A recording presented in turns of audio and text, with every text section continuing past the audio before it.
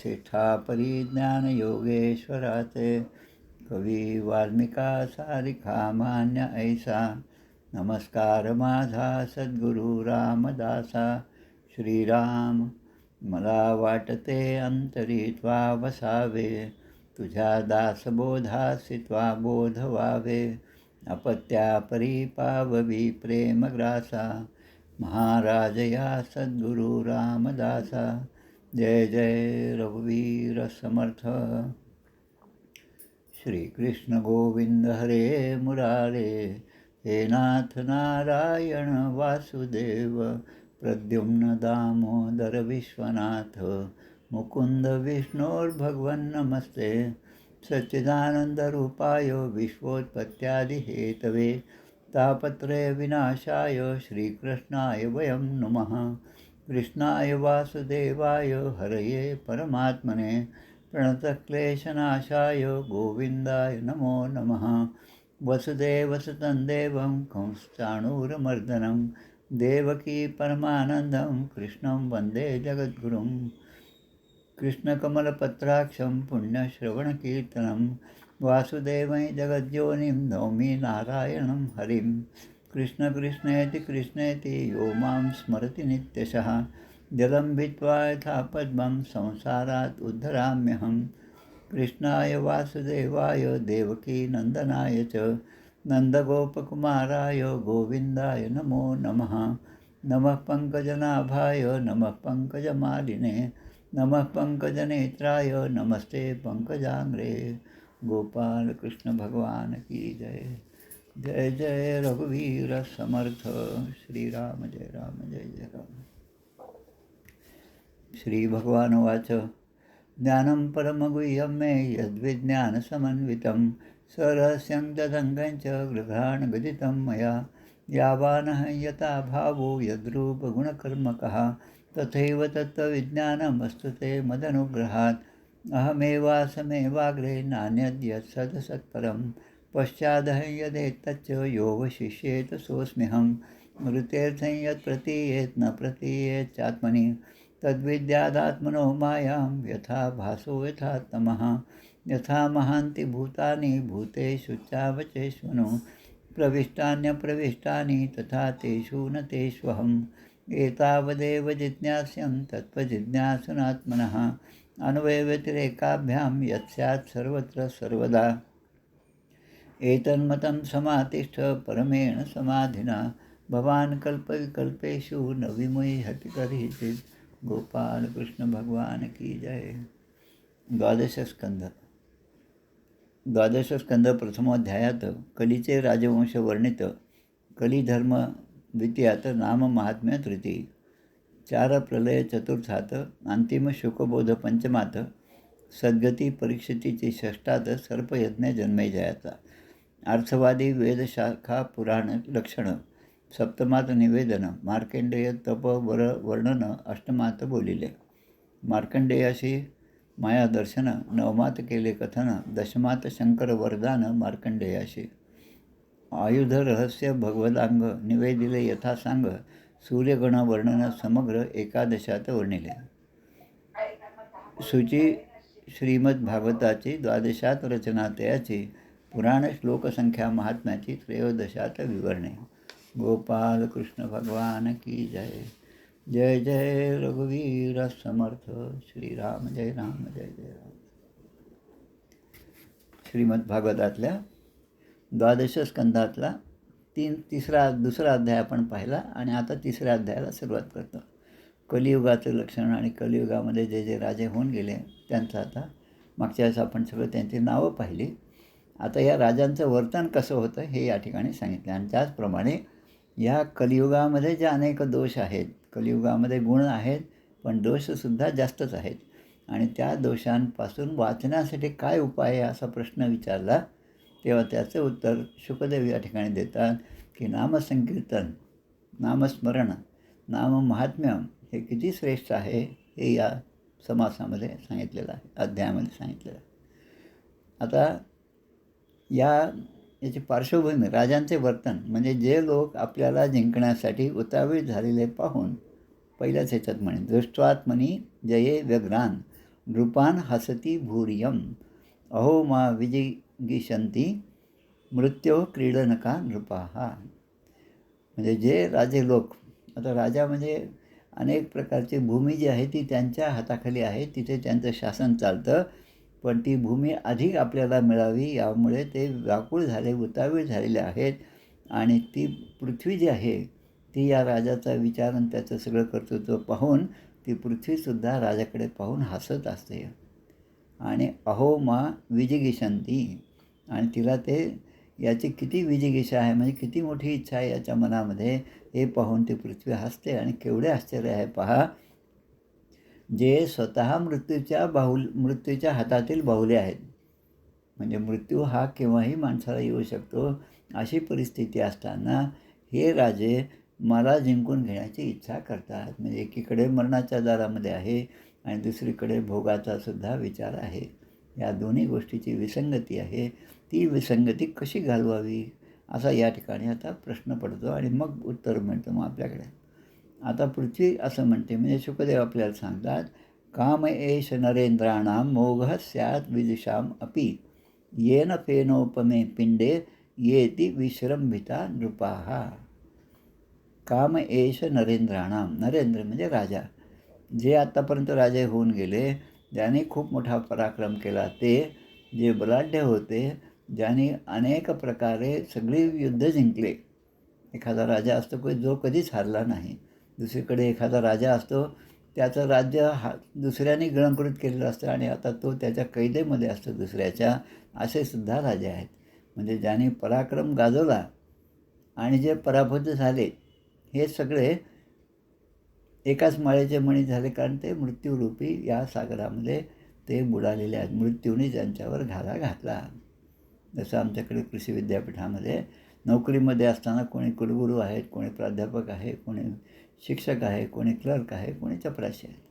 म्हणजे यांचे सगळं स्टेटस जे आहे नोकरीमध्ये असताना सगळं वेगवेगळं होतं.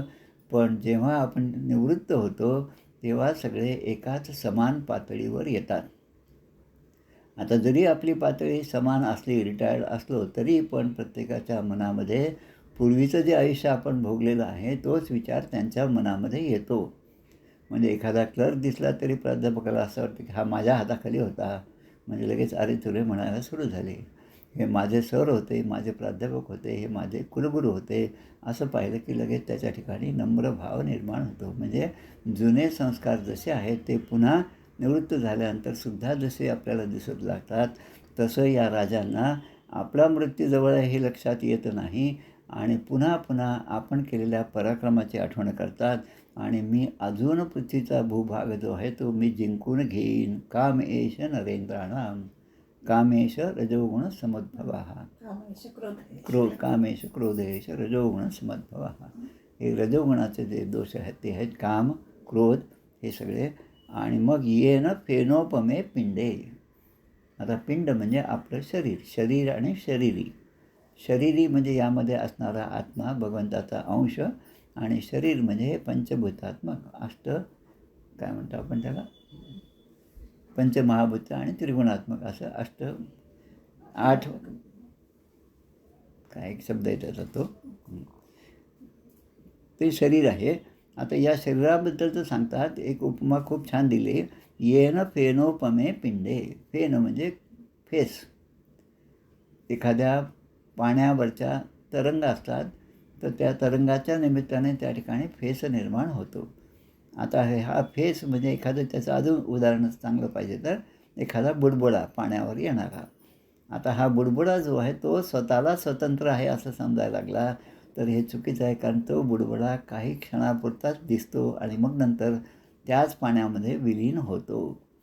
आता त्याने किती फुशारकी मारावी, माझ्या बाजूचा बुडबुडा खूप लहान आहे पण मी पहा किती मोठा आहे असं म्हणेपर्यंत बाजूचा आणि हा स्वतः हे दोघे त्या पाण्यामध्ये विलीन होतात. म्हणजे त्यांचं आयुष्य हे क्षणार्धत आहे. मरणाचे स्मरण असावे, हरिभक्तीस सादर व्हावे, हाच यातून वाचण्याचा मार्ग आहे. पूर्वम निर्जित्य षड्वर्गम जेष्यामो राजमंत्रिणः. आणि मग ते राजा असा विचार करतात की ते आपण प्रथम मनासह 5ही इंद्रियांवर विजय मिळू. आता आपल्याला हे सगळे विषय झाले. 5 ज्ञानेंद्रिये, 5 कर्मेंद्रिये, 5 तन्मात्रा, 5 अंतःकरण, पंचतत्व झाले आणि मग मन, बुद्धी, चित्त आणि अहंकार हे चतुष्ट झालं आणि त्यामध्ये 5वं जे मिसळलं तर मन आहे. तर हे सगळे जे आहेत की त्यामध्ये यापासून आपलं शरीर झालेलं आहे. पण आता हा असा म्हणतो की या ठिकाणी हे राजा असं म्हणतात की आपण प्रथम मनासह आपल्या 5ही इंद्रियावर विजय मिळवू. आता कितीही इंद्रियावर विजय मिळवू असं म्हणणारा जरी माणूस असला तरी मुकलेल्या पोटी त्याला घरामध्ये, बाहेर, रस्त्यावर कुठेही जात असताना एखाद्या चांगल्या पदार्थाचा वास आला की अरे फोडणी दिली वाटतं, असं लगेच त्याच्या मनामध्ये होतं. मग आता तो कितीही वैरागी असो, कितीही संन्यासी असो, त्याच्या मनामध्ये हा प्रपंचाचा विचार येतोच येतो. आणि कुठपर्यंत? जोपर्यंत हा देह आहे तोपर्यंत या ज्या वासना आहेत त्यापासून सुटका नाही. मग आता सुटका कशामध्ये? की त्या वासना निर्माण होतील पण त्या वासनांमध्ये मी अडकून राहणार नाही, त्यांच्याबरोबर मी वाहवत जाणार नाही, असं ज्याला समजलं त्याला खरा परमार्थ समजला. आणि मग आता हे राजे काय म्हणतात पुढे? ततः सचिव पौर आप्त करींद्र दानस्य कंटकान. आता त्यानंतर आता राजा अजून फुशारकी मारतात की मंत्री, अमात्य, नागरिक, बांधव आणि सगळे सेनासुद्धा या सगळ्यांना मी वश करून घेईल, जिंकून घेईल आणि अशा प्रकारे माझं राज्य सगळीकडे निर्माण होईल. हीच परिस्थिती आजही आपल्याला दिसते. अनेक देश जे आहेत ते आपल्या लहानपणापासून आपण पाहतो हे एकमेकाचे शत्रूच आहेत. अरब आणि इस्रायल हे शत्रूच आहे एकमेकाचे. कितीदा तरी लढाई होते, कितीदा तरी युद्ध होतं, कितीदा तरी हानी होती, पण त्यापासून काही योग्यत्व बोध ते घेत नाही. एवं क्रमेण जेष्यामः पृथ्वीं सागर मेखलाम. आता अशा रीतीने शत्रूला जिंकणे, शत्रूला जिंकून मग आपली जे राज्य आहे त्याचा विस्तार आपण वाढवावा असं ते म्हणत राहतात. आपण सगळ्या पृथ्वीला जिंकू अशा प्रकारे मनात मनोरे रचणारे. अर्नास्टर नावाची गोष्ट होती आपल्याला, तुम्हाला होती की नाही माहीत नाही. अर्नास्टर म्हणजे काचेचे भांडे विकणारा माणूस. दिवसभराच्या कष्टाने थकला, एका ठिकाणी बसला आणि लगेच त्याला स्वप्न पडलं आणि तो म्हणतो आता ही काचेची भांडी जी आहेत टोपलीभर ती मी सगळीकडे विकेल, त्यातून मला पैसे मिळतील, म्हणजे सगळं मनोराज्यच आहे. आणि मग माझं लग्न होईल, माझी बायको येईल आणि बायकोनी माझं ऐकलं नाही तर मी बायकोला 2 लाथा मारेल असं मनामध्ये आलं. आता जे स्वप्नामध्ये आलं त्याप्रमाणे क्रिया सुरू झाली आणि पाहता पाहता झोपेतच त्याने त्या टोपल्याला लाथ मारली. आता एवढा मोठा आवाज झाला, मग उठून जागा होतो, पाहतो तर मग कुठे काहीच नाही. त्यामध्ये आहे ते भांडे जे होते काचेचे ते सगळे फुटून गेले. असं मनातले मांडे असं ते झालं. आता हा जो म्हणतो की या समुद्र वलयांकित असं राज्य ते मी जिंकल्यावर नवीन प्रदेश मिळण्यासाठी मी समुद्रावरून सफर करेन. म्हणजे आता जेवढं मिळालं ते आहे. याला म्हणायचं हाव, याला म्हणायचं लोभ. लोभ ह्या लोभ जोपर्यंत मनामध्ये आहे तोपर्यंत मनाला शांतता नाही. एखादा रोज 5,000 मिळवणारा जो माणूस असेल तो पण आनंदात राहतो आणि एखादे रोज 5-10 रुपये मिळणारंसुद्धा अगदी आनंदात राहील. त्याच्या मनाची जी स्थिती आहे त्या मनाच्या स्थितीवर सुख, समाधान आणि आनंद हे अवलंबून असतं. जर आपण दुसऱ्याकडेच पाहत बसलो तर आपण कमी आहे हे लक्षात येतं. पण आपल्यापेक्षा जे कमी आहेत त्यांच्याकडे जर आपण थोडासा विचार केला तर आपण भगवंतांनी आपल्याला खूप चांगल्या परिस्थितीमध्ये ठेवलेलं आहे असं म्हणून आपण भगवंताचे आभार मानतो. आता या ठिकाणी जे जे राजे होऊन गेले त्यांचे काही नावं दिलेत. परीक्षितेला शुकदेव सांगत आहेत. याम विसृजैव मनवस् तत्सुताश्च कुरुद्वः गतां यथा गतं युद्धे ताम माम जेष्यन्त्य बुद्धयः. की मनो त्याचे पुत्र सार्वभौम मनुराजा, ज्या मनुराजाने सगळीकडे राज्य केलं, त्याचे पुत्र होते, त्या पुत्रांना सोडून ते जिथून गेले शेवटी काय झालं त्या मनुराजाचं, तो सुद्धा असाच या ठिकाणी रिकाम्या हाताने परत गेला. त्या मला हे मूर्ख राजे आता युद्धात जिंकून हे घेऊ इच्छितात. म्हणजे असे राजे जे स्वतःच्या कर्तृत्वावर आत्तापर्यंत भरोसा ठेवत होते ते सुद्धा धुळीला मिळाले.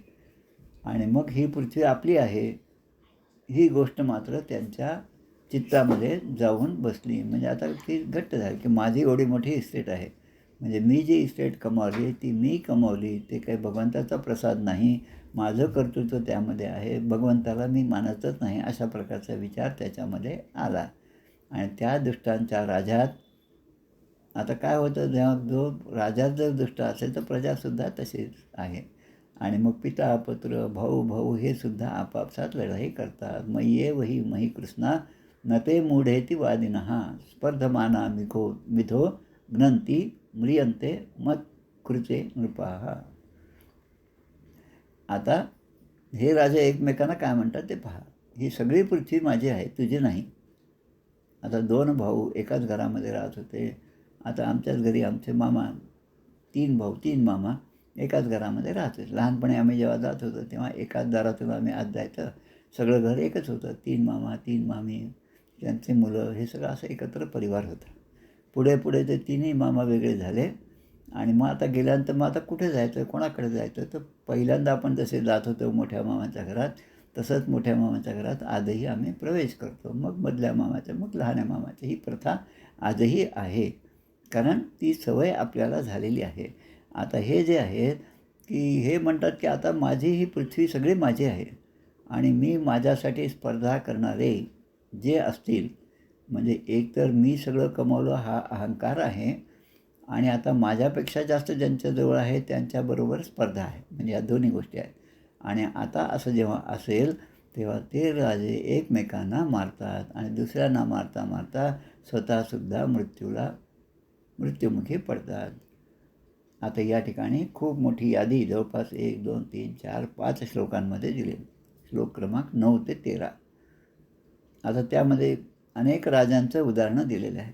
पृथू, पुरुरवा, गाधी, नहुष, भरत, सहस्रबाहू अर्जुन, मांधाता, सगर, राम, खट्वांग, हे सगळे श्रीमद भागवतामध्ये आत्तापर्यंत झाले आहेत. धुंदुमार, रघु, तृणबिंदू, ययाती, शर्याती, शंतनू, गय, भगीरथ, खूप मोठी यादी दिली. त्यामध्ये लोकद्रोही रावणसुद्धा आहे, नमुची आहे, नल आहे, नृग आहे. आता नल राजा, त्याची कथा आपल्याला माहिती आहे. हिरण्यकशिपू आहे, वृत्रासूर आहे, सगळ्यांचे आहे. आता पुढे काय लिहिलं की इतके दैत्य आणि शक्तिशाली राजा होऊन गेले. हे सगळे ज्ञानी होते. आता जेवढे म्हणून राजा झाले त्याने मोठी तपश्चर्या केली आणि भगवंताला प्रसन्न करून घेतलं. आता भगवंता तू नेहमीच आमच्याबरोबर राहा असं न म्हणता, भगवंता तुझ्याकडून आम्हाला हे पाहिजे ते पाहिजे अशी मोठी यादी त्यांच्याकडे दिली आणि भगवंताने ती मान्य केली. भगवंत देतो, जसा देतो तसं तो काढून घेतो. आणि का काढून घेतो, कारण यांचं वर्तणूक जी आहे ती त्या राजाला, वैभवाला शोभणारी नाही. वैभव असेल तर ते वैभव भोगावं, शांततेने भोगावं, संपदा मिळवली भोगावी सावकाश, समर्थ सांगतात. संपदा असावी नाही असं नाही, पण ती सावकाश म्हणजे ती अशा प्रकारे आपण भोगली पाहिजे की त्यामध्ये माझा एकट्याचाच वाटा आहे असं न मानता इतरांचा सुद्धा वाटा आहे. ज्या समाजामध्ये मी राहतो त्या समाजासाठी सुद्धा मी काही देणं लागतो आणि म्हणून त्यांच्यासाठी खर्च करणे हा सुद्धा त्यातला एक चांगला मार्ग आहे. आता हे सगळे ज्ञानी होते, शूर होते, सगळ्यांना जिंकणारे होते, तरीसुद्धा हे सगळे मरण पावले. आता या ठिकाणी आपला दासबोधातला समास लक्षात घ्या, मृत्यू निरूपणाचा समास. आणि दुसरीकडे सगुण भजन नावाचा जो समास आहे, दशक 6 समास 7, सगुण भजन. हरिहर ब्रह्मादिक जयाचे आज्ञाधारक, हरिहर ब्रह्मादिक जयाचे आज्ञाधारक, आणि तू एक मानवी रंक भजेस ना तरी काय गेले. भगवंत म्हणतात. कोण म्हणतं? महानारायण म्हणतात. हरिहर ब्रह्मादि, हरिहर आणि ब्रह्मा हे तिन्ही जे आहेत ते माझेच पुत्र आहेत. एकाने पृथ्वी निर्माण केली, दुसऱ्याने पालन केलं आणि तिसऱ्याने पुन्हा संहार केला. आता हे त्यांना दिलेली ही सगळे कामे आहेत. आणि मग ते स्वतःला जेव्हा मोठे समजायला लागतात तेव्हा माणसाने हे लक्षात घ्यावं, हे जयाचे आज्ञाधारक. आता हे तिघे जण जे कर्म करतात ते कर्म कोणाच्या इच्छेने करतात? ते भगवंताच्या इच्छेने करतात. आता ते जर भगवंताचं ऐकत असतील, महानारायणाचं ऐकत असतील, तर तू एक मानवी रंक भजेसिना तरी काय गेले, सगुण भजनाचा समास आहे. त्यामध्ये अनेक प्रश्न निर्माण केलेले आहेत. माळ पण आपली खोटीच आहे, आपला जपसुद्धा खोटाच आहे, माझा देहसुद्धा खोटाच आहे. मग या खोट्या जपाने खोटी माळ घेऊन मी भगवंताचं नाम का घ्यावं? अशा प्रकारचे अनेक प्रश्न त्यामध्ये आले. आणि मग म्हणतात की तुला जर वाटत नसेल तर की मी काही करणार नाही, तू एक मानवी रंक भजेसिना तरी काय गेले, त्या भगवंताचं काय बिघडतं, तुझंच काय ते बिघडणार आहे. आणि म्हणून मृत्यूनिरूपणाच्या समाजामध्ये म्हणतात, मृत्यू न म्हणे हा भूपती, मृत्यू न म्हणे हा चक्रवर्ती, मृत्यू न म्हणे हा करामती कैवाड जाणे. हा भूपती हा एवढा मोठा राजा आहे, किती मोठा राजा असला तरी त्याला मृत्यू आहेच. हा चक्रवर्ती राजा आहे, अगदी युनोचा प्रेसिडेंट असो किंवा एखाद्या देशाचा प्रेसिडेंट असो किंवा एखाद्या जिल्हा परिषदेचा अध्यक्ष असो, म्हणजे तो कोणीही असो. मृत्यू न म्हणे हा करामती, करामती याचा अर्थ मंत्रतंत्राचे प्रयोग जाणणारा, अनेक प्रकारचे मंत्रतंत्र करून आपल्या मनासारख्या गोष्टी करणारा जो असेल तो सुद्धा कैवाड जाणे, तो सुद्धा हे जाणत नाही. आणि मग अशा ठिकाणी म्हणतात, काळाने त्याची सगळ्यांची इच्छा जी आहे ती धुळीला मिळवली. आता मग झालं काय, तर यांची फक्त नावच राहिली. चंगीज खान नुसतं नाव राहिलं. त्यानंतर अनेक जण होते ज्याने दुष्टपणा करून सगळी पृथ्वी जिंकली आणि स्वतः मग आलमगीर असं म्हटलं स्वतःला. आलम म्हणजे हे सगळं दुनिया जिंकणारा मी आहे. पण तो सुद्धा छत्रपती शिवाजी महाराजांना घाबरून होता. महाराष्ट्रात आल्यानंतर पुन्हा त्याला काही परत दिल्लीला जाता आले नाही. आता यांची नावं जी आहेत ती फक्त इतिहासात राहिली. दुर्दैवाने आपण शिकलेला इतिहास हा मोगलांचा जास्त होता, इंग्रजांचा जास्त होता, पण आपला जो इतिहास तो मात्र लपवून ठेवण्यात आला. ही वस्तुस्थिती आहे. आता परीक्षित राजाला सांगतात, कथा इमास्ते कथितां महीयसां विताय लोकेषु यशः परेयुषाम. महापुरुषांच्या मोठमोठे जे राजे होऊन झाले त्याच्या कथा मी तुला सांगितल्या. परीक्षित राजाला शुकदेव सांगतात, ज्ञान वैराग्याचा उपदेश करण्यासाठी हा वाणीचा विलास आहे. हा वाणीचा विलास, कारण हे शब्दाने मी सगळं सांगत आहे, हे शब्द विरून जातात, पण त्यामधला जो भाव आहे तो भाव लक्षात घेतला म्हणजे तू असं लक्षात घे की तुझा मृत्यू 7 दिवसानंतर आहे. ही गोष्ट तर खरी आहे, कारण तो ब्राह्मणाचा शाप आहे, तो काही अन्यथा होणार नाही. त्यामुळे मृत्यू हा निश्चित आहे आणि प्रत्येकाचा या 7 दिवसामध्ये मृत्यू आहे. कोणासाठी काही 8वा मृत्यूचा दिवस काही ठरवलेला नसतो. त्या ध्रुवासाठी म्हणून वेगळं ते तयार केलं, एक लोक तयार केला, ध्रुव लोक, तिथे तो ध्रुवच जाऊन बसला. तसं काही तुझं काही एवढं मोठं नाही. कायतरी रुका अडका दान केला आणि माझा पुण्याचा ढीग झाला. काय तो रुका अडका दान केला आणि आता तो माझा पुण्याचा ढीग झाला. आता मी तो पुढील जन्मामध्ये मी तो भोगणार. असं वाटताना तुला लाज कशी वाटत नाही, असं आपल्याला समर्थ सांगतात. आणि मग हे सगळं मी जे सांगितलं त्यामध्ये पारमार्थिक सत्य काहीच नाही. सत्य एकच आहे. एकम सत्विपरा बहुधा वदंती. ते परब्रह्म हेच आहे आणि त्यामध्ये जी उलाढाल होत आहे ती सगळी अनित्य आहे. अनित्य आणि त्याने शरीराने विभो नैव शाश्वतः. शरीरसुद्धा शाश्वत नाही, विभो नैव शाश्वत असं सांगताना मग भगवान आता यामधला म्हणजे उतारा काय, यामध्ये कसं पळवाट आहे, तिथून आपण सुटायचं कसं हे सांगतात. आता आपल्या विष्णू पुराणामध्ये एक श्लोक दिलेला आहे जो आपल्या दासबोधामध्ये सुद्धा येत असतो. त्यामध्ये एक श्लोकामध्ये म्हणतात, आता एक श्लोक असा आहे विष्णू पुराणातला, अत्र जन्म सहस्राणाम, म्हणजे इथे हजारोंचा जन्म होतो, सहस्रैरपी सत्तमहा, सहस्राणाम आणि सहस्र काय त्याच्यापेक्षा जास्त, सत्तमहा, सत्तम म्हणजे मोठे मोठे होऊन गेले, कदाचित लभते जंतुर मानुषम पुण्य संचयात. म्हणजे अनेक योनीमध्ये इथे जन्म होतात, ते वाढतात, ते राहतात, पृथ्वीवर राज्य करतात, पृथ्वीचा उपभोग घेतात. साधं फूल असेल तरी त्याचासुद्धा उपभोग घेणारे फुलपाखरंसुद्धा आहेत. पण या सगळ्यांचा नाश होतो आणि कदाचित लभते जंतुर मानुष्यम पुण्य संचयात. आता माणसाच्या जन्माला इथे काय म्हटलेलं आहे, जंतू म्हणलेलं आहे विष्णू पुराणामध्ये. आपण म्हणतो जंतू म्हणजे काय, डोळ्याला पण दिसत नाहीत पण कुठे कुठे आपल्याला जाणवतात, त्वचेला जाणवतात, डोळ्यामध्ये जातात, आपण कासावीस होतो. म्हणजे एवढंसा जीव आहे पण त्यामुळे एवढं मोठं शरीरसुद्धा कासावीस होतं. असे अनेक जीवजंतू या पृथ्वीवर आहेत, विष्णू पुराणामध्ये सांगितलं आणि त्याचा सगळा हिशेबसुद्धा दिलेला आहे. जलजा नवलक्षाश्च स्थावरा लक्ष विंशती.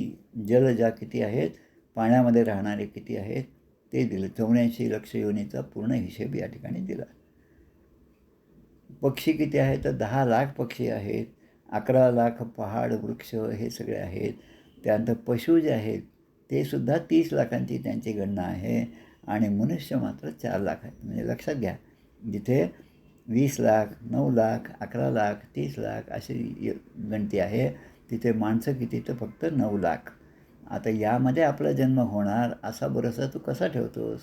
अभ्यासच नाही केला आणि मी मेरिटमध्ये येणार असं म्हणल्यासारखं हे आहे. आत्तापर्यंत काही पुण्यकर्म केले नाही आणि आत्तापर्यंत केलेल्या कर्माचा हिशेब जेव्हा होतो तेव्हा मात्र आपण ढ आहोत हेच सिद्ध होतं. आणि ढ म्हणजे मूर्ख, ढ म्हणजे पडक मूर्ख, ढ म्हणजे बद्ध. पण तरी थोडं चांगली कॅटेगरी म्हटलं तर मुमुक्षू, मग साधक आणि मग सिद्ध असे सगळे ते त्याचा हिशेब आहे. दशक 20 समास 6 ग्रंथराजामध्ये आत्मागुण निरूपण नाम समास यामध्ये याच विष्णू पुराणाचा श्लोकाचा आधार समर्थाने घेतलेला आहे. नाना ग्रंथांच्या संमती, उपनिषदे, वेदांत श्रुती आणि मुख्य प्रचिती शास्त्रे सहित. अंडरलाईन करायचं हाच विषय आहे. आणि मुख्य प्रचिती शास्त्रे सहित. सगळं माहिती आहे पण त्याची प्रचितीच नसेल तर मग माहिती असून काय उपयोग? मग आता इथे सांगतात, मग आता या सगळ्या गोष्टीतून बाहेर पडायचं कसं? यत उत्तम श्लोक गुणानुवाद संगीयते अभिक्षणम मंगलघ्न. भगवान श्रीकृष्णांचे गुणसंकीर्तन हे सगळ्या अमंगलाचा नाश करणारे घ्न म्हणजे हानी करणारा, हत्या करणारा. कशाचा? अमंगलाची हत्या करणारा. भगवान श्रीकृष्णाचे गुणानुवाद कीर्तन केले तर सगळ्या अमंगलाचा नाश होतो, म्हणजे चांगलं होतं. आणि महात्मे नेहमी त्याचेच गायन करत असतात. साधू संतांच्याकडे जेव्हा आपण जातो तेव्हा आपल्या प्रपंचाच्या जेव्हा आपण गोष्टी सांगतो तेव्हा त्यांच्या वेळेचा अपव्यय होतो हे आपल्या लक्षात आलं पाहिजे. कारण ते भगवंताच्या आराधनामध्ये, अनुसंधानामध्ये मग्न सदैव असतात.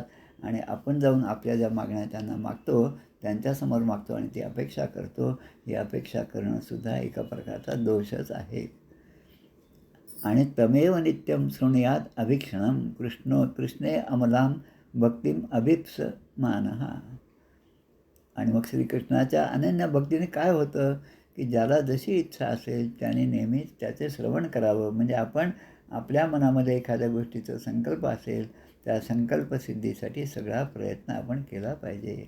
आता राजा या ठिकाणी प्रश्न विचारतो, परीक्षित राजा, केनोपायेन भगवान कलेर्दोषान कलो जनाः. या कलियुगामध्ये, या कलियुगाच्या दोषापासून मुक्त होण्यासाठी केन उपायेन भगवान, कोणते उपाय आहेत? विधम इष्यन्तु उपचिताम तन्मे ब्रूहि यथा मुने. तन्मे ब्रूहि, ते मला सांगा. ब्रूहि म्हणजे मला सांगा. आणि मग ते काय सांगा की सर्व व्यापक, सर्व शक्तिमान भगवंताच्या स्वरूप जे आहे त्याचं दर्शन मला करावं. आणि त्या इच्छेने मी तुमच्याकडे हे सगळे प्रश्न विचारले. केनोपायेन भगवान कलेर्दोषान कलो जनाः. आता यावर उपाय काय? शुकदेव या ठिकाणी सांगतात, कृते प्रवर्ते धर्मश्चतुष्पात जने धृतः. आता कृतयोग, कृत, त्रेता, द्वापर आणि कली. आता आपण पहिल्या भागवताच्या महात्म्यामध्ये पाहिलं आणि पहिल्या स्कंदामध्ये सुरुवातीला पाहिलं आपण की या धर्माचे 4 चरण आहेत. धर्म म्हणजे बैल जे आहे ते धर्माचं प्रतीक आहे आणि पृथ्वी जी आहे ती गाईच्या रूपाने आहे. आता ह्या बैल म्हणजे धर्म जो आहे त्या धर्माचे 4 पाय आहेत. सत्य, दया, तप आणि दान. म्हणजे सत्ययुगामध्ये हे 4ही पाय धर्माचे होते, सत्य, दया, तप आणि दान. आता जेव्हा धर्म निर्माण झाला तेव्हा भगवंतापासूनच अधर्माची सुद्धा निर्मिती झाली. अधर्माचे सुद्धा 4 पाय आहेत. असत्य, हिंसा, असंतोष आणि कलह. जसा आपल्या शरीराचा हा पुढचा भाग असतो तसा पाठीचा भाग असतो. आता हे दोन्ही भाग आपलेच आहेत, तर भगवंताचे सुद्धा हे दोन्ही भाग आहेत. आता धर्माचे पाय जे आहेत त्याचं रक्षण करायचं तर अधर्मापासून दूर राहायला पाहिजे. आता हे कसं करायचं? धर्माचे 4 पाय जे दिले, सत्य, दया, तप आणि दान. सत्यम ब्रूहि, प्रियम ब्रूहि, असत्यम म्हणायचं नाही, सांगायचं नाही. कोणी भेटलं मी तुझं आता भविष्य सांगतो आणि आता 2 दिवसात तुझा मृत्यू आहे, असं मी सांगायला लागलो तर हे चुकीचं आहे. पण या ठिकाणी राजाचा मृत्यू 7 दिवसानंतर आहे. हे जेव्हा त्या मुलाने आपल्या वडिलांचं ते सगळं अपमान झालेला पाहून जेव्हा क्रोधाने असा शापाचा उच्चार केला, त्या शापाच्या उच्चारातून सुद्धा परीक्षित राजा तरुण गेलेला आहे. आणि परीक्षित राजा एकटाच तरुण गेला असं नाही, पण त्यानंतर आज इतके 5127 वर्ष झाले, त्यामध्ये अनेक जण या भागवत कथेच्या निमित्ताने तरुण गेलेले आहेत. श्रीमद भागवत हा एकच ग्रंथ मनुष्याला आपल्या मृत्यूला सामोरे जाण्यासाठी धैर्य देणारा आहे. मृत्यूला कसं सामोरं जावं हे धैर्य या एका ग्रंथाच्या श्रवणाने होतं. आणि म्हणून मग ते सांगतात की सत्ययुगातील लोक जे आहेत, आता सत्ययुगामध्ये कशी परिस्थिती होती, त्रेतायुगामध्ये कशी होती, द्वापरात कशी आणि कलियुगामध्ये कशी, हे लक्षात घ्या. आता जे 4 पाय आहेत, सत्य, दया, तप आणि दान. म्हणजे अगदी एक उदाहरण सांगायचं तर समजा 1-1 लिटरच्या बरण्या आहेत. आता 1 लिटरच्या 4ही बरण्या आहेत, त्यामध्ये 4 गोष्टी आपण टाकल्या. एकावर सत्य लिहिलं, दुसऱ्यावर दया लिहिलं, तिसऱ्यावर तप दिलं आणि चौथ्यावर दान लिहिलं. आता ह्या भरलेल्या आहेत, 100% आहेत ह्या 4ही गोष्टी. आता त्यामध्ये खाली छिद्र आहे. आता ते छिद्र असल्यामुळे ते 100%चे हळूहळू कमी होईल. म्हणजे सत्य जे आहे ते कमी होईल, दया कमी होईल, तप कमी होईल आणि दान कमी होईल. आता 100%तलं जेवढं कमी झालं आणि जे आता ज्या ठिकाणी नाही, तो भाग म्हणजे अधर्माचा भाग. म्हणजे 100% असलेलं सत्य जे आहे ते पुढच्या युगामध्ये सत्य नंतर त्रेतायुग, त्रेतायुगामध्ये 100% सत्याचं 75%वर सत्य आलं. म्हणजे तेवढं ते त्याचं ते धान्य जे ते गळून गेलं आणि आता त्यामध्ये असत्याने प्रवेश केला. सत्य आणि असत्य हे दोन्हीचा अर्थ काय? सत्य म्हणजे रिझर्व्ह बँकेकडून आलेली नोट आणि असत्य म्हणजे काय की त्यावर चलनामध्ये असलेली खोटी नोट. मुळामध्ये काय होतं, रिझर्व्ह बँकेने जे छापलं ते सगळे सत्य म्हणजे खऱ्या नोटा होत्या. त्याचा सगळं हिशेब आहे, त्याचं सगळं डिझाईन आहे, त्याचे रंग आहेत, त्याच्यामधल्या रेघा आहेत, त्याच्यामधल्या आकृती आहेत, त्रिकोण असेल, चौकोन असेल, ते सगळं एक फिक्स असं त्याचं स्ट्रक्चर होतं. 100% म्हणजे 100 रुपये तिथून बाहेर पडले सत्ययुगामध्ये, तर त्या त्रेतायुगामध्ये त्यामध्ये 25% जे आहे ते खोट्या नोटा मिसळल्या गेल्या. त्याला म्हणायचं आपण असत्य म्हणजे अधर्माचे पाय. म्हणजे 4ही युगामध्ये पहिल्यांदा सत्यापासून त्रेतायुगामध्ये जेव्हा जातो तेव्हा सत्य, दया, तप आणि दान हे जे आहेत 100%वरून 75%वर येतात. सत्य, त्रेता. नंतर येतं द्वापर. आता द्वापरामध्ये जे पाय आहेत म्हणजे सत्य, दया, तप आणि दान, आता हे ते जे धान्य भरलं ते आता त्या बाटल्यांमध्ये 50%च राहिलं. आणि मग आता 50% जे आहे ते असत्य आहे, हिंसा आहे, असंतोष आहे आणि कल आहे. असं होता होता कलियुगामध्ये काहीच नाही आता. म्हणजे ते धान्य आता काहीच नाही राहिलं, अगदी थोडंफार राहिलं. आता अशी जेव्हा परिस्थिती होईल, म्हणजे उदाहरण आपल्या लक्षात येत असेल तर या सगळ्या गोष्टी लवकर समजतील. या आता कलियुगामध्ये काय होतं ते सांगतात की कलियुगामध्ये, द्वापरयुगामध्ये अधर्माच्या हिंसा, असंतोष, खोटेपणा आणि द्वेष हे जे 4 पाय आहेत त्यांची वाढ व्हायला लागते. आणि द्वापर युगातले जे लोक आहेत ते यशस्वी कर्मकांडी वेदाचे अध्ययन करणारे आहेत. द्वापर युग म्हणजे कृष्णाचं युग. आता त्यावेळेस हे सगळं होत होतं. यशस्वी होते, कर्मकांडी होते, वेदांचे अध्ययन करणारे होते. आता यज्ञपत्नीवर कृपा हा जो भाग आहे दशमस्कंदात तो लक्षात घ्या. यज्ञ करणारे आहेत आणि कर्मकांडी आहेत, ब्राह्मण आहेत आणि आत्तापर्यंत सगळे यशस्वी होते. पण तिथे का फेल झाले? भगवंतांनी मागितलं ते याने दिलं नाही. का नाही दिलं? कारण काय, हे आमचं कर्मकांड आहे, याचे नियम आहेत, ते आम्ही अगदी कडक पालन करणारे ब्राह्मण आहोत. म्हणजे या सगळ्या अहंकारामुळे भगवंताला सुद्धा अन्न द्यायला नकार दिला. म्हणजे एवढं सगळं असूनसुद्धा त्या द्वापरयुगामध्ये हे दोष त्यांच्या ठिकाणी आले आणि स्वतःला मात्र ते धनाढ्य, कुटुंबवत्सल आणि सुखी असं ते समजतात. आता सत्ययुगामध्ये ब्राह्मणांचं वर्चस्व होतं त्यानंतर द्वापर युगामध्ये क्षत्रिय आणि ब्राह्मण हे आता 2 वर्णांचे प्राधान्य आलं. म्हणजे आता हळूहळू प्राधान्यसुद्धा बदलत गेलं. सत्ययुगामध्ये ब्राह्मणांचं होतं, तर या ठिकाणी आता क्षत्रिय आणि ब्राह्मणांचं वर्चस्व सुरू झालं. पुढे कलियुगामध्ये कलो तु धर्म हेतूनाम तुर्यांशो अधर्म हेतुभी. कलियुगामध्ये आता अधर्माचे जे 4 पाय आहेत, असत्य, हिंसा, असंतोष आणि कलह, आता यामध्ये मोठ्या प्रमाणात वाढ होत गेली. आता कसं की आमचंच शुद्ध तूप आहे. आता शुद्ध तूप हा शब्द केव्हा आला? अशुद्ध जेव्हा त्याच्या जोडीला आलं तेव्हा याला शुद्ध म्हणाले. आता लहानपणी आपल्याकडची गरिबी असेल तर आपण त्या डालडालासुद्धा आपण चांगलंच म्हणत होतो. डालडा तूप जरी वाढलं तरी खूप आनंद व्हायचा, कारण शुद्ध जे आहे त्याची चवच माहीत नव्हती. आता जेव्हा चांगलं काय हे माहीत झालं, तेव्हा जे चांगलं नाही त्यापासून दूर राहायचं आणि हे चांगलं नाही हे लक्षात येणं, म्हणजेच या कलियुगामध्ये आपण काहीतरी प्रगती केली की हा मार्ग चांगला नाही, हा मार्ग चांगला आहे, या मार्गाने गेल्यावरच आपली उन्नती होणार आहे. एके तर संगतीने तरती, एके संगतीने बुडती, या कारणे सत्संगती बरी पाहावी. आता धर्माचे 4ही पाय जे आहे कलियुगामध्ये क्षीण होऊ लागले. आता यास काय झालं, आता ते 100%, मग 75%, मग 50%, आता मात्र 25% शिल्लक राहिले या कलियुगामध्ये. आणि हळूहळू ते सुद्धा नाश पाहणार आहे. एधमानैः क्षीयमाणो ह्यन्ते सोपी विनंक्षती. आणि शेवटी जे 25% राहिले ते सुद्धा ते धान्य त्या बरण्यांमधून निघून जाणार आहे. म्हणजे आता ते सुद्धा राहणार नाही आणि पूर्ण ते जे असत्याने भरून जाईल. म्हणून कलियुगामध्ये लोक कसे असतील तर लोभी, दुराचारी, कठोर हृदयाचे, एकमेकांशी विनाकारण वैर करणार. तर विनाकारण वैर करणार. प्रवास किती अकोल्यानं शेगावला जायचं, किती वेळ लागतो? 1 तासभर, अर्धा तास. तर अर्धा तास उभं राहायला तर काय हरकत आहे का? भगवंताचं नाव घ्यायचं आणि उभं राहायचं. पण तसं नाही. त्या अर्धा तासामध्ये सुद्धा जागेसाठी भांडण करणारे अनेक लोक असतात. आणि हे भांडण झाल्यानंतर जेव्हा शेगाव आल्यानंतर ते दोघेही उतरतात, तेव्हा दोघेही गजानन महाराजांच्या समोर हात जोडतात आणि पुन्हा प्रार्थना, आमचं सगळं चांगलं होऊ दे. मग ते महाराज म्हणतात, त्या गाडीमध्ये जे तुम्ही भांडण केलं ते कोणासाठी होतं? ते मला स्मरून होतं की मला विसरून होतं? म्हणून दुर्भगा भुरितर शाश्च शूद्र दाशोत्तरा प्रजा.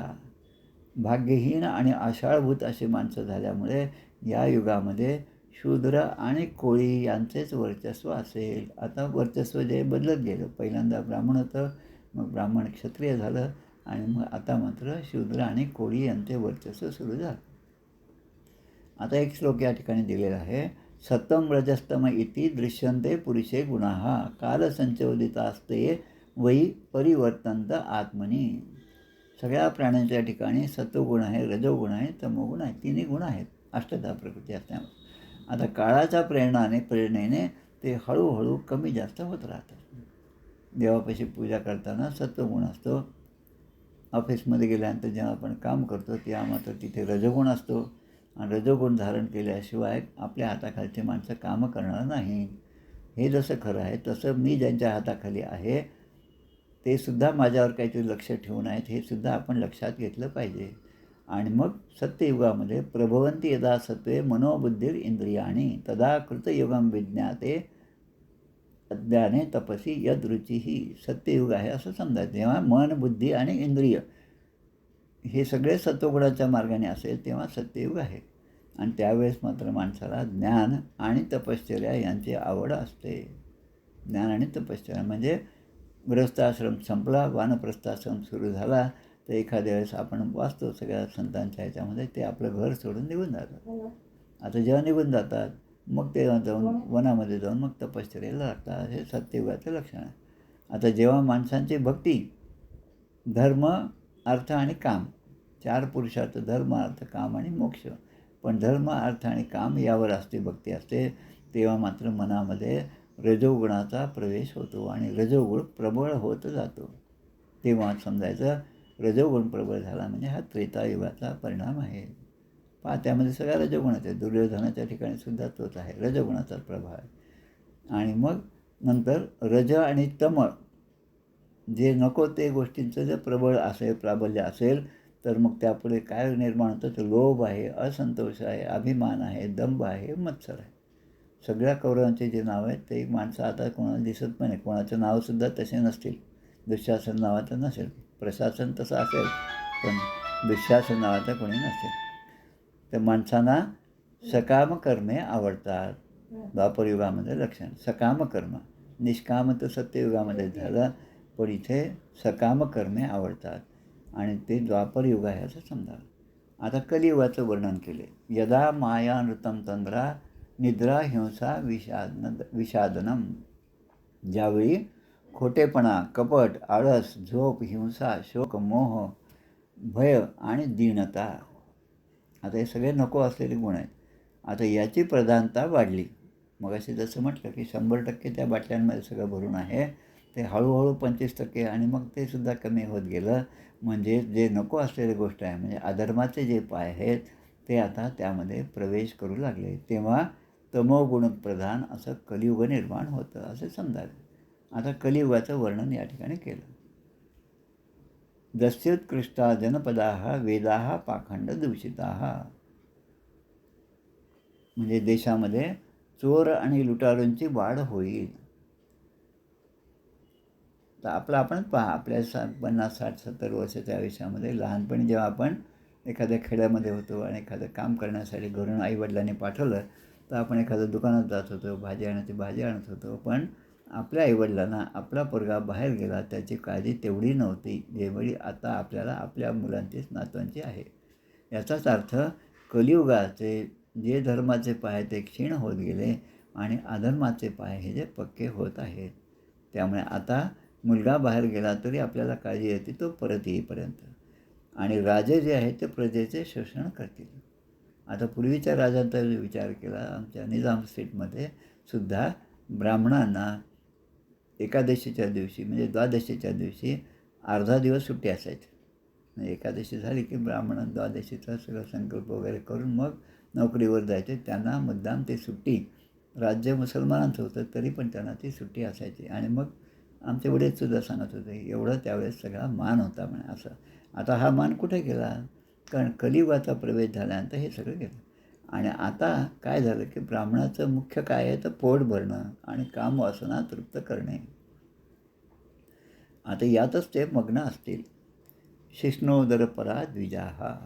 शिष्ण आणि उदर हेच भरण्यासाठी द्विज जे आहेत, ब्राह्मण जे आहेत ते तत्पर असतील. ब्रह्मचारी ब्रह्मचर्य व्रताचे पालन करणार नाही. आत्ताच बातमी आली ना कुठेतरी, कोणते तरी शंकराचार्य आहेत, मठाचे आहेत, दिल्लीमध्ये आहेत, त्यांनासुद्धा अटक करण्यासाठी आता त्यांना वॉरंट दिलं आणि ते आता कुठेतरी पळून गेले. फोन पण त्यांचा लागत नाही. आता गृहस्थाश्रमी जे आहेत ते गृहस्थाश्रमी भीक मागू लागतील. आता आपला गृहस्थाश्रम चांगला चालवावा म्हणून भीक मागू लागतील. म्हणजे ते आता अपेक्षा करायला लागले, कोणीतरी मला मदत करावी. नंतर वानप्रस्थ जे आहेत, जे खरं म्हणजे संसार सोडून जंगलामध्ये गेले परमेश्वराच्या प्राप्तीसाठी, पण कलियुगामध्ये त्यांना तेथेही स्वस्थता नाही आणि ते कुठल्या तरी गावाच्या आसपासच राहतात, जवळच राहतात आणि ते हळूहळू गावामध्ये येऊ लागतील. तुका म्हणे संन्यासी 12 वाजता तोंड वाशी. संन्यासी जरी झाला तरी दुपारी 12 वाजले की त्याला भूक लागणार आहे. जोपर्यंत देह आहे तोपर्यंत भूक आहे, तहान आहे, या सगळ्या गोष्टी राहणार आणि त्याप्रमाणे त्याची अपेक्षा तो करणार. म्हणून वानप्रस्थी जे आहेत ते सुद्धा गावामध्ये येऊ लागतील आणि संन्यासी जे आहेत ते धनाचे लोभी असतील. आता संन्यासी आणि धनाचे लोभी लक्षात घ्या. आणि जे आपल्या जोड्या समर्थाने घालून दिलेल्या आहेत, काय कोणत्या मूर्तीला म्हणतो आपण त्याला, दासबोधामध्ये आहेत का, राजा आणि धार्मिक, सद्विद्या निरूपण, राजा आणि धार्मिक. खूप शूरवीर आहे आणि तसाच तो कृपाळूसुद्धा आहे. शूरवीर कृपाळू असतात असं नाही, कारण उदाहरणं आपल्यासमोर असतात. मग तसं. आणि मग पुढे म्हणतात की स्त्रियांचे शरीरे लहान असली तरी त्यांचा आहार जास्त असेल. श्लोक खूप छान आहे. रस्वकाया महाहाराहा.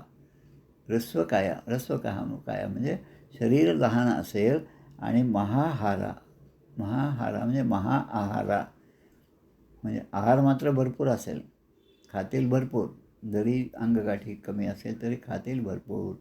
आणि भूर्यपत्या गतरियाहा.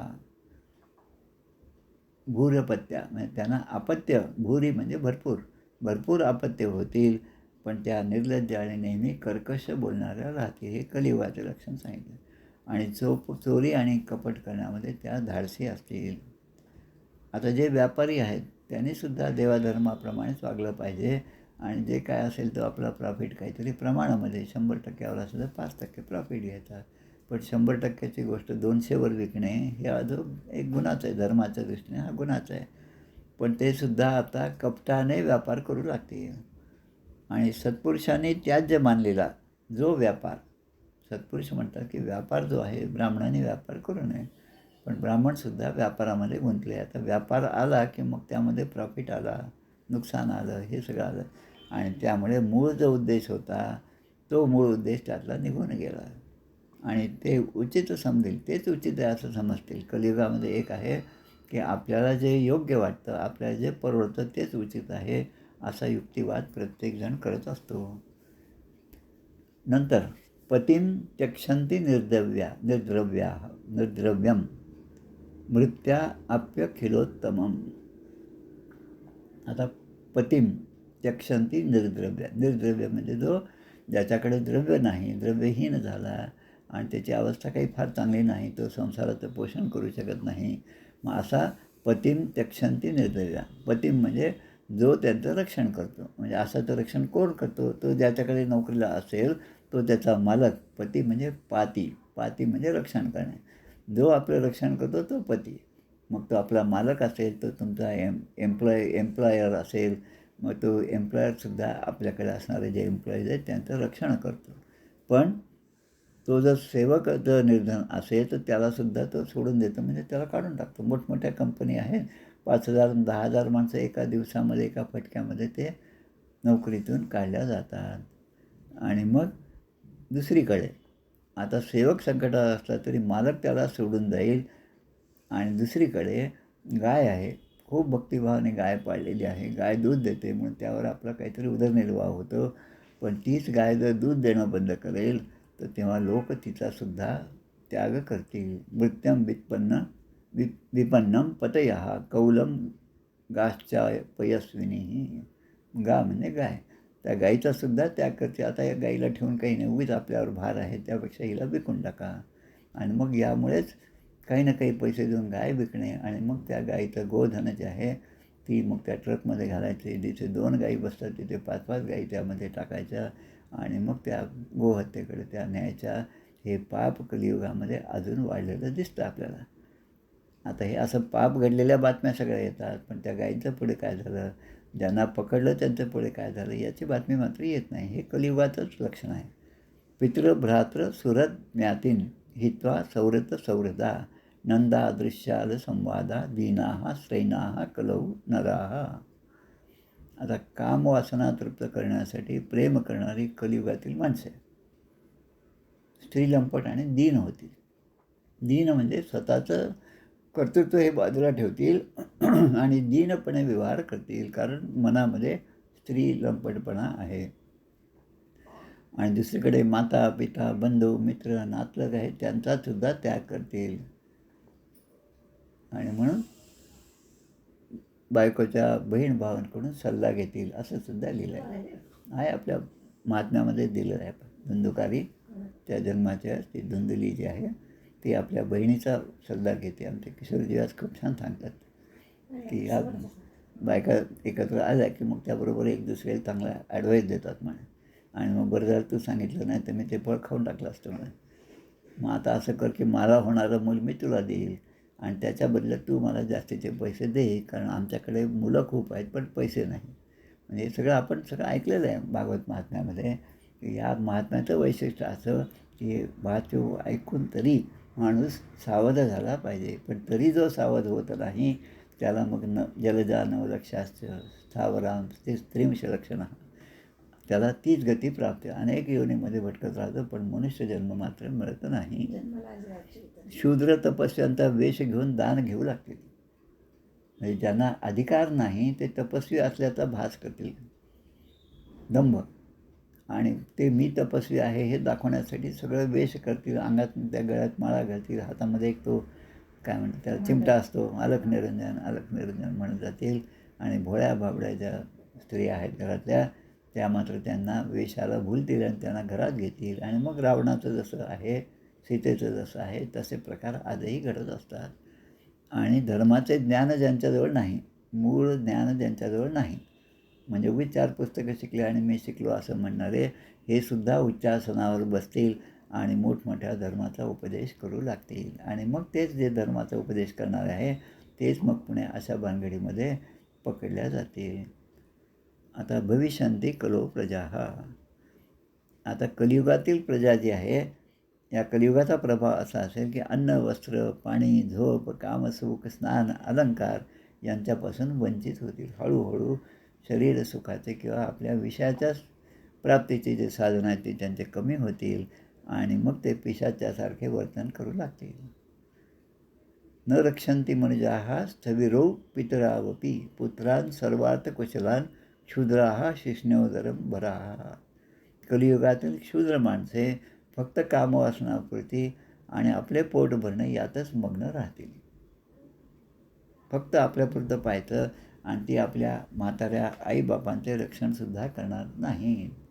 जन्मला जयाचे उदरी तयासी जो विरोध करी सखी मानिली अंतरी तो एक मूर्ख. परवाच एका भागवत कथेमध्ये पाहिलं आणि ते सांगत होते. भागवत कथा जशी 2 भागामध्ये होते, सकाळी 8 ते 12 असेल, दुपारी 3 ते 6. आता 12 वाजता कथा संपली, घोषणा झाली की सगळ्यांसाठी आता प्रसादाचा लाभ आहे, प्रसाद घ्यावा. सगळेजण उठून त्या प्रसादावर तुटून पडले शब्द योग्य आहे.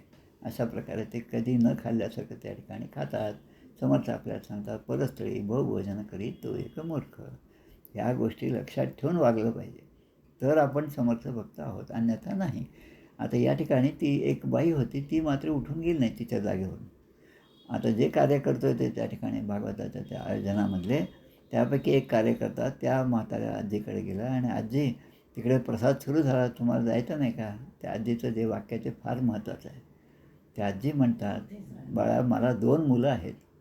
पहिला मुलगा मला 1 तारीखपासून 15 तारखेपर्यंत जेवू घालतो आणि दुसरा 16 तारखेपासून 30 तारखेपर्यंत जेवू घालतो. आणि आज तर 31 तारीख आहे आणि त्यामुळे मला ती सवयच झालेली. 31 तारखेला माझा उपवास असतो, मी काही जेवू शकत नाही. त्यामुळे इथे प्रसाद असला तरी मी तो घेणार नाही, घेत नाही, असं तिने सांगितलं. पहा किती वास्तव आहे. जन्मला दयाचे उदरी तयासी जो विरोध करी. आईबापाची इस्टेट सगळे मुलं वाटून घेतात, त्याप्रमाणे जे काही त्यांच्याकडचं देणं लागतं ते सुद्धा वाटून घ्यायला पाहिजे आपण. पण सगळ्यांना इस्टेटीचाच वाटा पाहिजे, पण जबाबदारीचा वाटा कोणालाच नको असतो. यन्नामधेयं प्रियं म्रियमाण आतुरः पतन स्खलन वो वा विवशो गृणन पुमान. एखाद्या माणसाने मरत्यावेळीसुद्धा, आता कलियुगाच्या दोषांपासून सुटण्यासाठी उपाय काय ते सांगतात. एखाद्या माणसाने मरते वेळेसुद्धा अगतिक होऊन रस्त्याने चालताना ठेच लागली, तेव्हा भगवंताचं नाम घेतलं. एखाद्यास घसरला तरी भगवंताचं नाम घेतलं, तरीसुद्धा त्याची सर्व कर्मबंधने नष्ट होतात आणि त्याला उत्तम गती प्राप्त होते. केशव केशव, भगवंताचं नाम, गोविंद गोविंद, भगवंताचं नाम घेत गेला तर त्याचे कर्मबंधनातून त्याची मुक्ती होते. परंतु कलियुगातील लोक, आता हे फार महत्त्वाचं, परंतु कलियुगातील लोक भगवंताच्या आराधनेला सुद्धा विन्मुख होतात. कलियुगाचा मोठा दोष. आणि लोकांना कितीही सांगितलं तरी ते यामधून विन्मुख होतात. आराधनेला विन्मुख म्हणजे चांगल्या गोष्टीकडे त्यांची धावत नसते. पण तेच ते 31 डिसेंबरला रात्री सगळे एन्जॉय करतात, कारण काय आता वर्ष संपलं, नवीन वर्षाचं स्वागत करायचं. आता स्वागत नवीन वर्षाचं ते 31 डिसेंबरला असतं आणि 1 जानेवारीला नवीन वर्ष बदलतं, ही संकल्पना चुकीची आहे. आपलं नवीन वर्ष हे गुढीपाडव्याला सुरू होतं, ज्यावेळेस सगळी पृथ्वी जी आहे ते जुने पानं जे सगळे ते गळून पडलेले असतात. एखाद्या झाडाला, मी आताच आमच्या जेव्हा फिरायला जातो तेव्हा पाहतो की एक बेलाचा वृक्ष आहे, ते जवळपास पूर्णपणे वाढलं होतं. ज्याला ती फळं लागली होती, फळंच फक्त त्यावर लटकत होती. आणि पाहता पाहता 1 महिना 15 दिवस चैत्रातले गेले आणि ते पूर्ण झाड बेलाच्या पानाने भरवून गेलं. आजही ते झाड आहे, अकोल्यामध्ये दिसतं मला. तर आता कर्मबंधनेच सुटतात, पण याला त्याकडे वळायचंच नाही. मग प्राप्नोती यक्षंती न तम कलौ जनाः. पण अशा गोष्टीकडे त्याचं मन काही दजावत नाही, तिकडे तो जातसुद्धा नाही, ऐकतसुद्धा नाही. आणि मग समर्थ आपल्याला सांगता, न ऐकायचे असे शिकवे तो एक मूर्ख. आता जो तो आपापल्या कर्मानुसार चांगल्या सत्संगामध्ये येईल आणि त्याच्या भाग्यामध्ये नसेल तो त्यापासून दूर राहील. अनेक जण त्या ठिकाणी येतात. आमच्या शिवतरगळीमध्ये मुंबईहून बस येते, ती रात्री 9-10 वाजता जाऊन पोचते. आता त्याचे बसचे ड्रायव्हर आणि कंडक्टर जे आहेत तर ते रात्री येतात. त्या ठिकाणी त्यांचं जेवणाची व्यवस्था असते, राहण्याची व्यवस्था असते. सकाळी उठून ते जातात. जाताना स्नान करून जातात, समर्थांचं दर्शन घेतात, कल्याण समितीचं दर्शन घेतात, तिथे असणारं जो गणपती आहे त्याचं दर्शन घेतात, जातात. आता मोठ्या भाग्याने ही ड्युटी त्यांना मिळालेली आहे. दुसरं तिसरं कोणी असतं तर खालीच त्या बसमध्ये झोपले असते. बसमध्ये सकाळी 7 वाजले की मग पुन्हा मुंबईकडे प्रयाण केलं असतं. म्हणजे ज्याच्या नशिबात असतं त्याला चांगल्या गोष्टी प्राप्त होतात. पण ज्याने जो भगवंताशीच विनमुख झाला आहे त्याला कितीही सांगितलं तरी त्याकडे तो जाणार नाही. श्रुतसंकीर्तितो ध्यातः पूजितश्चादृतोऽपि वा नृणां धुनोति भगवन् हृत्सो जन्मायुता शुभम. आता हृदयात असलेले भगवंताचं नाव, त्याचं श्रवण, त्याचं संकीर्तन, त्याचं ध्यान, पूजन आणि आदरभाव असला तर हजारो जन्मातील पापं आपली नष्ट होतात. यथा हेमने स्थितो वन्हीर. जसा सोन्याचा अग्नीशी संबंध आल्यानंतर तो त्याचा हीनपणा निघून जातो आणि ते सोनं शुद्ध होतं, तसं भगवान विष्णू साधकाच्या हृदयामध्ये राहून त्यांच्या अशुभ वासना कायमच्या नाहीशा करतात. अगदी साधं उदाहरण घ्या. गोव्यामध्ये गेलो होतो. 7-8 दिवसाचा कार्यक्रम होता. गोंदवलेकर महाराजांचा एक छान आश्रम आहे, सत्तरी गोवा, त्या ठिकाणी 2001 किंवा 2 मधली गोष्ट आहे. 5 दिवसाचा कार्यक्रम होता. त्यामध्ये भागवतही होतं आणि त्यामध्ये दासबोधाचे कार्यक्रम होता. आता ते निसर्ग इतका छान होता की त्या ठिकाणी दुसऱ्या गोष्टीकडे लक्षच नव्हतं जात. निसर्ग पण इतका छान की त्या ठिकाणी भगवंताच्या नामाशिवाय दुसरा विचारच नाही. आणि मग विष्णू साधकांच्या हृदयात राहून आपल्या अशुभ वासना दूर करतात. आता आपल्यासारखे जर भक्त त्या ठिकाणी गेले तर त्यांच्या अशुभ वासना दूर होतात. पण जे अशुभ वासना घेऊनच त्या ठिकाणी गेले त्यांना अशा ठिकाणाचा स्पर्श नसतो, परिचयसुद्धा नसतो.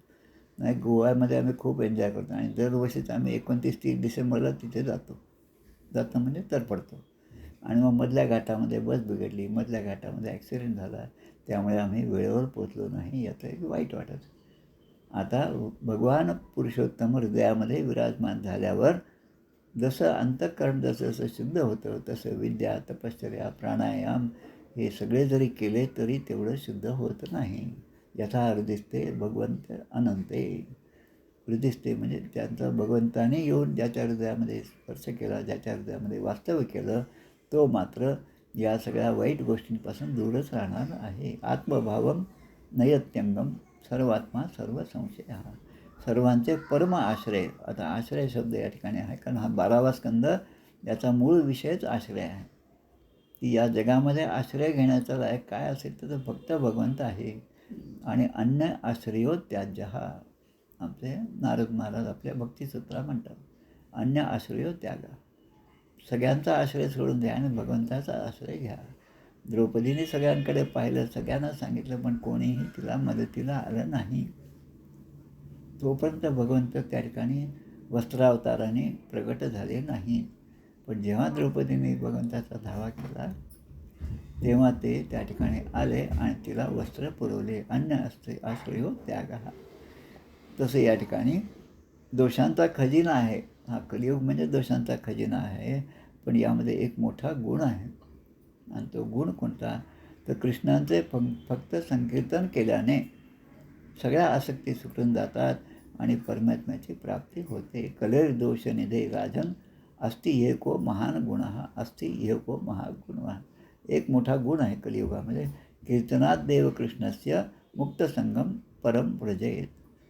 आणि सत्ययुगामध्ये भगवंताच्या ध्यानाने, त्रेतायुगामध्ये भगवंताच्या यज्ञाने, द्वापरयुगामध्ये पूजेने, सेवनाने म्हणजे सेवेने जे फळ मिळतं तेच फळ या कलियुगामध्ये भगवन् नामाचे कीर्तन केल्याने प्राप्त होते. तेव्हा 83-84मध्ये पदामध्ये पहिल्यांदा भाग घेतला होता तेव्हा त्यामध्ये एक प्रश्न होता, नामाचा प्रचार करणारे कोण?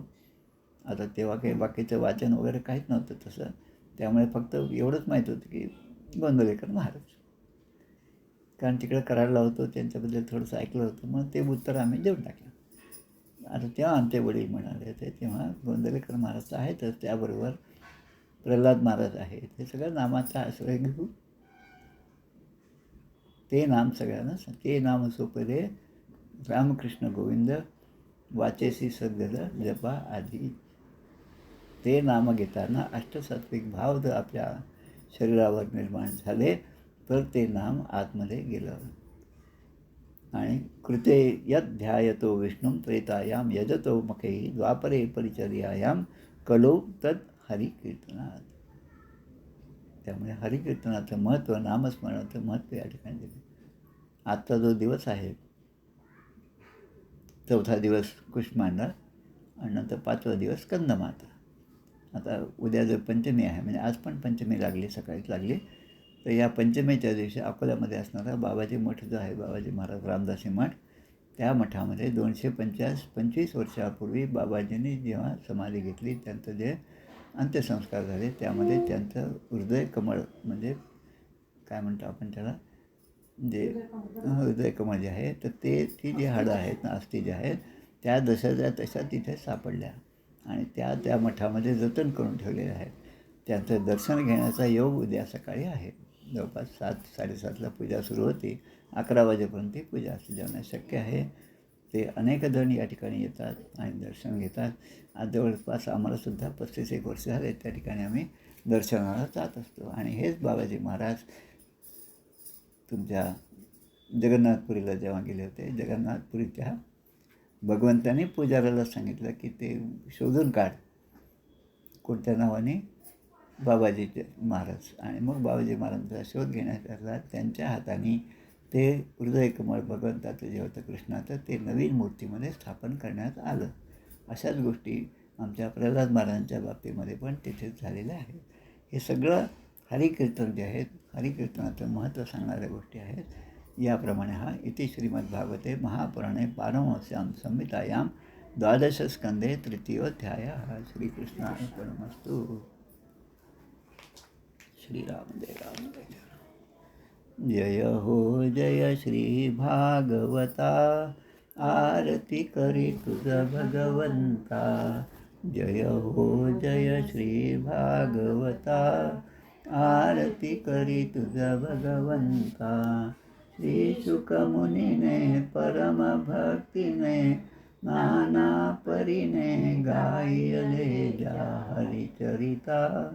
आरती करी तुझ भगवंता. वेद तरुचे मधुर फळ, स्वादुरसे जे सोज्वळ. आत्मा राम मुनी अचळ, सेवुनी करीती जन सफळ. महापर्वणी आली अवनी, की अगहरणी भवजलतरणी. ती पतिता आरती करी तुझ भगवंता. येथे व्यासांची वाणी, सार्थक हरिगुण गावोनी. शास्त्र पुराणी मुकुटमणी, परम प्रेमामृत जननी. सहज सेविता भाविक भक्ता, उदारदाता मोक्ष तत्वता. देहाता आरती करी तुझ भगवंता. गमते जणू मानस तीर्थ, द्वादश सोपाने युक्त. निर्मल भक्ती जले भरित, विहरे हरिहंस चितेत. श्लोक सुकुमले संत अलिकुले, सेवुनी रमले भान विसरले. रस पिता आरती करी तुझ भगवंता. अपार महिमा ग्रंथ जणू मानस तीर्थ, द्वादश सोपान. झालंय. निर्मल भक्ती जले भरित, विहरे हरिहंस चितेथ. शोक सुकुमले संत अलिकुले, सेवुनि रमले भान विसरले, रस पिता आरती करी तुझ भगवंता, अपार महिमा ग्रंथाचा, वदवेना कोणासाचा, मेवा कविवर संतांचा, प्राणची कीर्तनकारांचा, जणुबोधाचा स्वयंप्रभेचा, द्वादश कळीचा रवी अंतरीचा, तमहरता आरती करी तुझ भगवंता, ग्रंथ नवे हा श्रीकृष्ण, गीते वेदी मन पूर्ण, अनन्य होता या शरण, खचित टळे जन्म मरण, त्रितापजाती चिरये शांती, नाथई वदती रामपदी ठेवी माता, आरती करी तुझ भगवंता. गोपाल कृष्ण भगवान की जय. जय जय रघुवीर समर्थ. श्रीराम जय राम जय.